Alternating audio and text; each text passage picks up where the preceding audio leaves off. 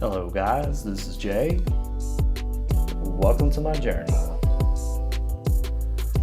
So I want to continue off where we left when I arrived at Long Beach and found parking. The next morning, I decided to take Sugar for a walk. Of course, I didn't have any doggy bags at the time either. So, because I had no money. And when I took Sugar for a walk, she decided to use the bathroom. And of course, I saw other dog excrements there. So I said, what would it hurt? Until some ladies walked by and said, "Excuse me, sir, you forgot your doggy poo." And I was like, oh, okay, thank you. Of course, when I look back on my journal, it kind of like triggered me a little bit. I kind of felt the sting, but I mean, I don't want to step on dog poo, but I did pick up my dog poo. Of course, I had to like dig around it in the sand because I didn't want to get it on my hands. And then I dumped it. And then I decided to follow my intuition and pick up trash. I picked up trash all that morning until afternoon. And then some homeless guy walked by. Of course, he was, not trying to be judgmental, but a little, he was talking to himself, just chattering. I know something, I felt pulled towards him. And when we walked by, I remember it almost sounded like he was like speaking to me through life itself, because when he looked at me, it almost sounded like he said, "You the man, Jay," or "You the man, Jared," and he just done this like that.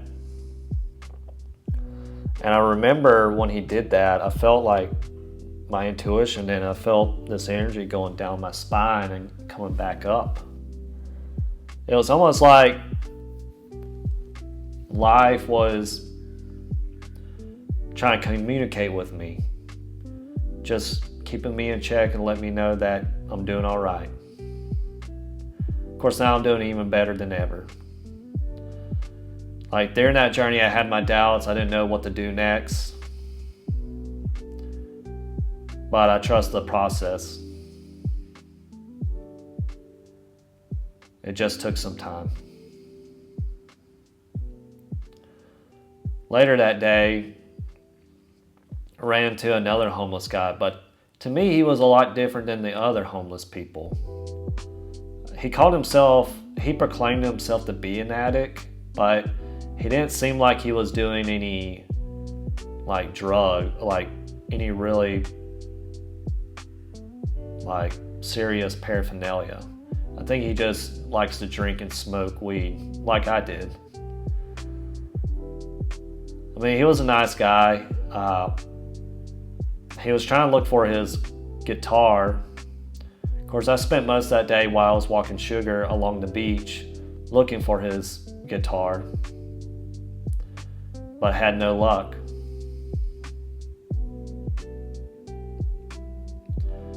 And of course, that day was the first day I took a shower. Of course, the good news about drier climates, you don't get this mugginess, you don't get all this moisture all onto you and just makes you feel nasty. Of course, I didn't feel nasty, but it was past due for a shower. I can tell you that. Of course, I did sink baths as well.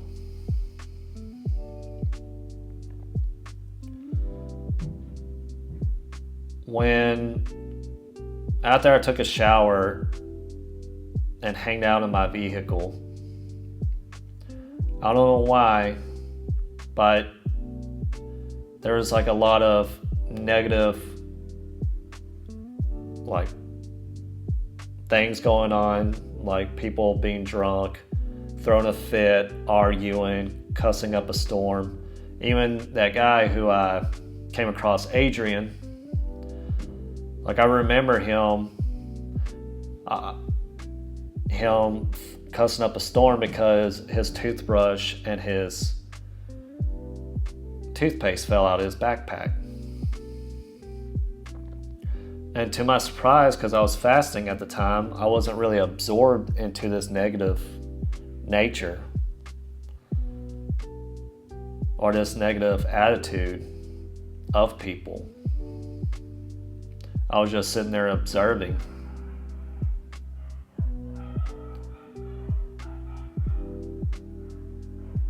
And of course, I would say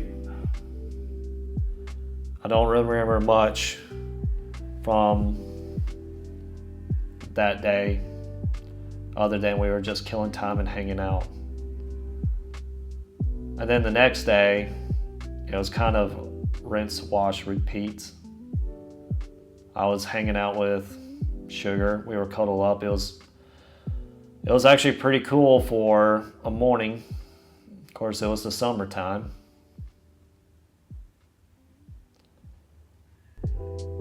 We pretty much, walked around, picked up more trash, found some things that were very convenient on my journey, like some gloves, like heavy duty gloves, for working on tractors, like I call them farmer gloves.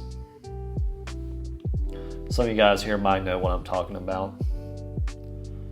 And I found a rag that I still have to this day. Of course, I don't use it for, cleaning my dishes. And I did use it for cleaning myself for a bit. But that was the only rag I had at the time. Then later that evening, I ran into a guy. What's his name?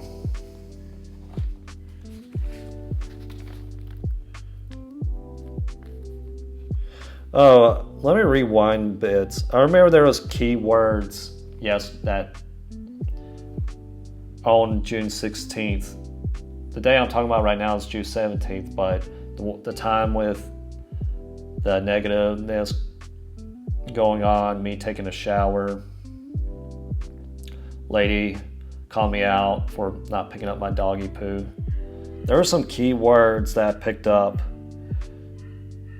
It was British taking over and nah, you already committed it. So, reason why the British thing was to resonate with me is something I'll get with you in another video. But the nah, you've already committed it.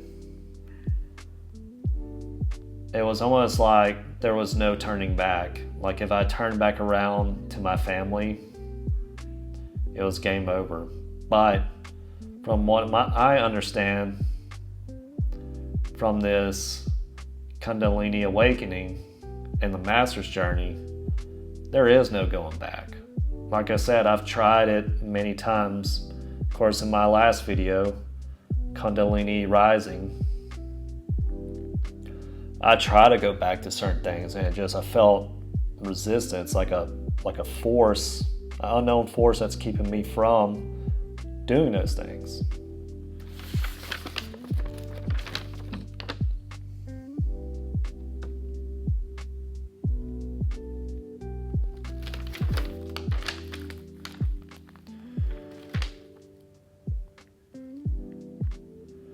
Okay. I actually took a shower on the 17th instead of the 16th.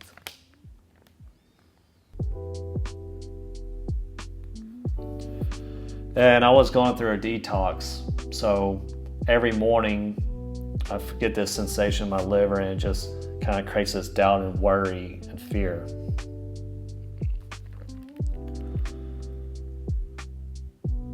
And then I bumped into a guy later that evening.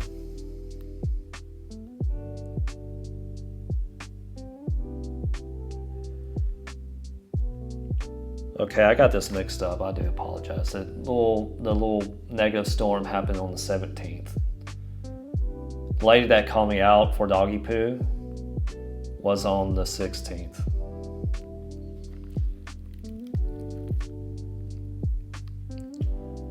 I talked to a guy named Alex. He offered me to smoke weed. I refused it, of course. And he was from Santa Monica, and he encouraged me to continue my journey. And of course, I reorganized my vehicle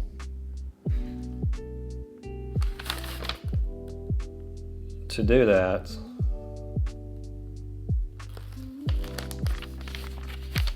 And that was the end of this part of the journey. Thank you guys for watching. If you guys like this video, please leave a like.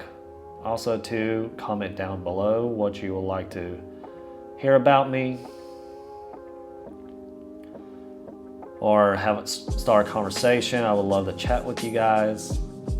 And also, to subscribe to my channel to watch more of my content. It would mean a whole lot to me. And I think,